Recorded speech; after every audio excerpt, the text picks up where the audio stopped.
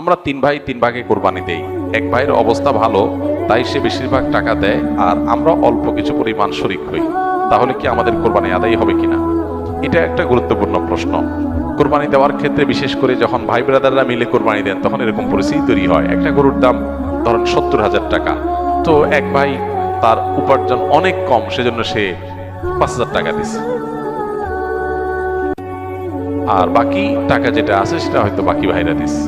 কোরবানি হবে কিনা? উত্তর হলো কারোর কোরবানি হবে না।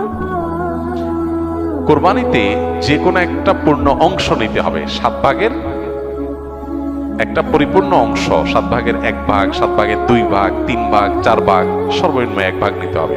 ভগ্নাংশ নেওয়া যাবে না, অর্থাৎ 1 ভাগেরও অর্ধেক নেওয়া যাবে না। 2 ভাই মিলে 1 ভাগ নিয়েছে, হবে না, তখন সেটা গোস্ত খাওয়া হবে। পশু জবাই হয়ে গেছে সহি পদ্ধতিতে, গোস্ত খাওয়া হবে, কিন্তু কোরবানি হবে না। কোরবানি বিশুদ্ধ হইতে হলে প্রত্যেককে পূর্ণাঙ্গ একটা ভাগ নিতে হবে। হ্যাঁ, এখন এমন হতে পারে যে এক ভাইকে আল্লাহ আর্থিক সচ্ছলতা দিয়েছেন, বাকিদেরকে দেন নাই, তো কি হবে?